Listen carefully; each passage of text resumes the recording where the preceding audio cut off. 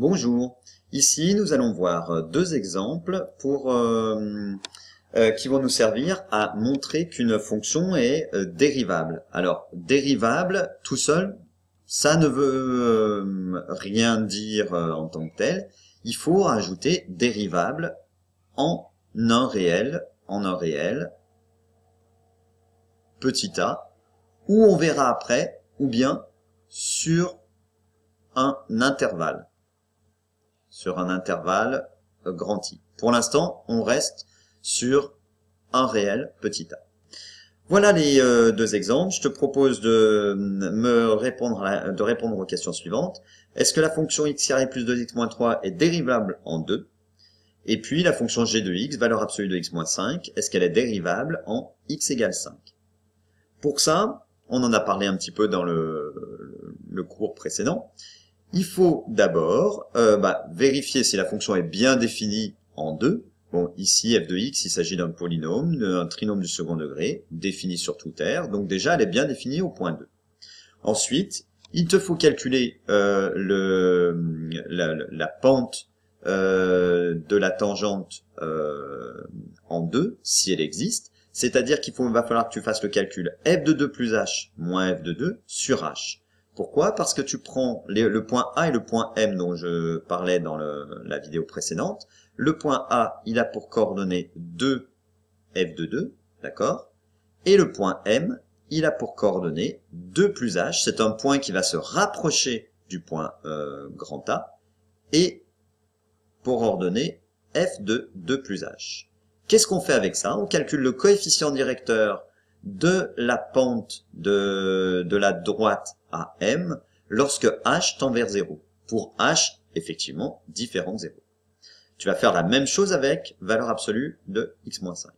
Allez, vas-y, tu mets sur pause et on regarde ça. Vas-y, mets sur pause. À tout de suite. Alors oui, la première démarche, c'est de remplacer 2 plus h dans la fonction x, c'est-à-dire de remplacer x par 2 plus h.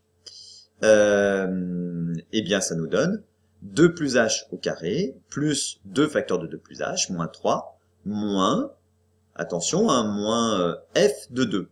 On calcule f de 2. f de 2, c'est 2 au carré, plus 2 fois 2, moins 3, donc 4 plus 4,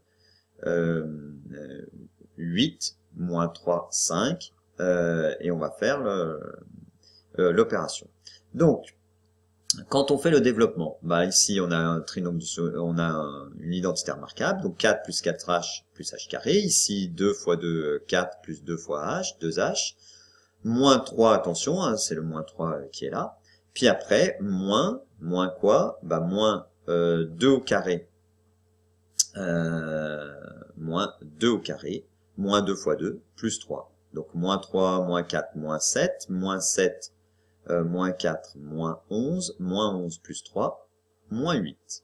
On a bien le moins 8 qui est ici. Ah, je perds mon curseur. Voilà. Voilà, le moins 8 qui est ici. Donc toute cette partie-là, tout ce qu'on a ici, là, c'est f de 2 plus h moins f de 2. On continue à réduire. H carré, on peut pas faire grand-chose. 4h plus 2h, ça nous fait bien 6h. 4 plus 4 moins 8, ça nous fait 0. Donc il nous reste 6h plus h carré sur h. Ce qui nous donne h plus 6, hein, en simplifiant par h. Attention, hein, on met en facteur h, facteur de 6 plus h, le tout sur h, avec attention h différent de 0. Et on simplifie, on a bien 6 plus h.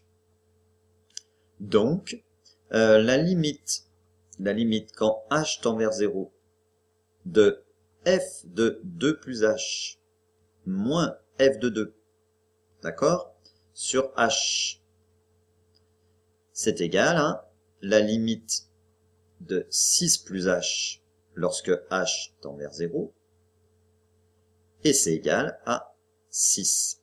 6 qui est un nombre réel,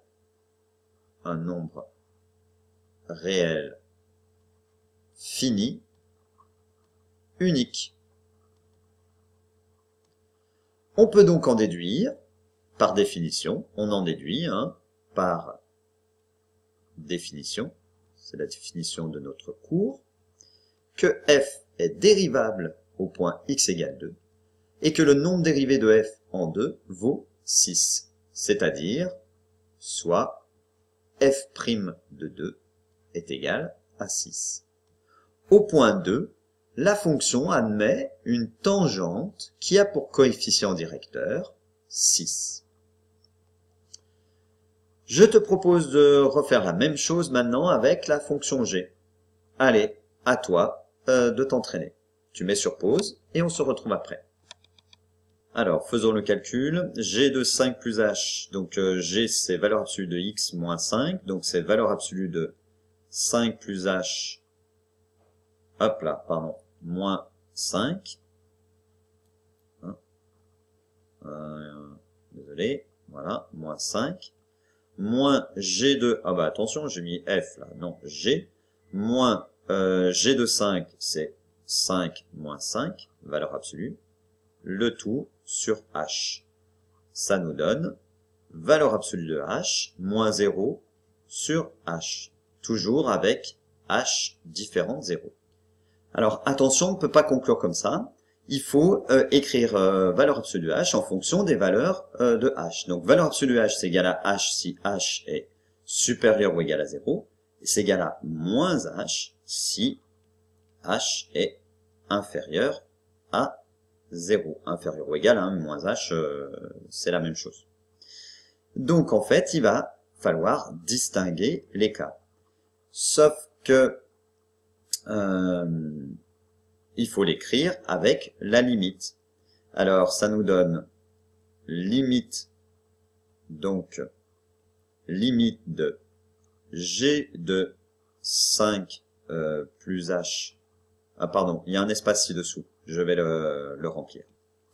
Donc, qu'est-ce que ça va nous donner? Pardon, j'essaye de supprimer. Eh bien, en fait, valeur absolue de h, ça va être égal à h, si h est supérieur ou égal à 0, donc h sur h, ça va faire 1. Et si h est positif, et si h est négatif, ça va nous faire moins h sur h, c'est-à-dire moins 1. D'accord? On l'écrit. Donc c'est égal à alors limite de valeur absolue de h sur h lorsque h tend vers 0. Et donc c'est égal à h sur h, c'est-à-dire 1 si h est supérieur à 0, et moins h sur h, c'est-à-dire moins 1 si h est strictement inférieur à 0. Là, tu remarqueras bien que j'ai pas pris h est égal à 0. Hein. Ça n'aurait plus de sens. Et on a bien dit, quand h tend vers 0, h étant différent de 0. Qu'est-ce qu'on peut conclure? Eh bien, justement, on ne peut rien conclure, puisque on ne trouve pas un nombre réel, fini, unique. Je trouve deux nombres réels finis, 1 ou moins 1. Ça signifie que g n'est pas dérivable, donc g n'est pas dérivable,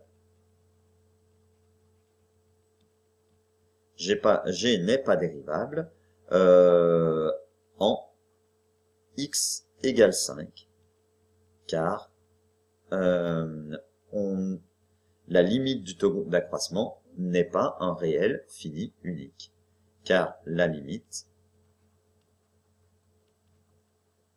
n'est pas, alors la limite de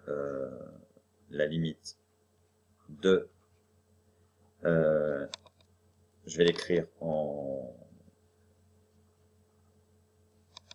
maths, ça sera plus facile, car la limite quand h tend vers 0 de g de 5 plus h moins g de 5 sur h n'est pas un réel fini, unique. Et là, c'est unique qui nous manque. Voilà. Alors j'aurais pu aussi trouver un exemple avec un résultat sur lequel avec une limite qui aurait été plus l'infini ou moins l'infini. Hein, imagine que ici là, je tombe sur limite de 1 sur h quand h tend vers 0, on aurait trouvé plus l'infini. La conclusion aurait été la même. Donc g n'aurait pas été dérivable au point considéré, car la limite n'était pas un réel fini unique. Voilà. Eh bien, reste plus qu'à t'entraîner sur les exemples. Après, c'est un petit peu calculatoire, et puis aussi bien connaître la définition. Hein. Une fonction est dérivable en un réel petit a si d'abord elle est définie en ce réel petit a. Ça, c'est la première chose. Elle doit être définie en ce réel. Et si la limite du taux d'accroissement ou de la pente, si la limite de f de a plus h moins f de a sur h quand h tend vers 0 est un réel fini unique, à savoir Parker et la méthode également. Sur ce, note bien tes questions, on peut y revenir quand tu le souhaites, et puis entraîne-toi. Bon courage et à bientôt.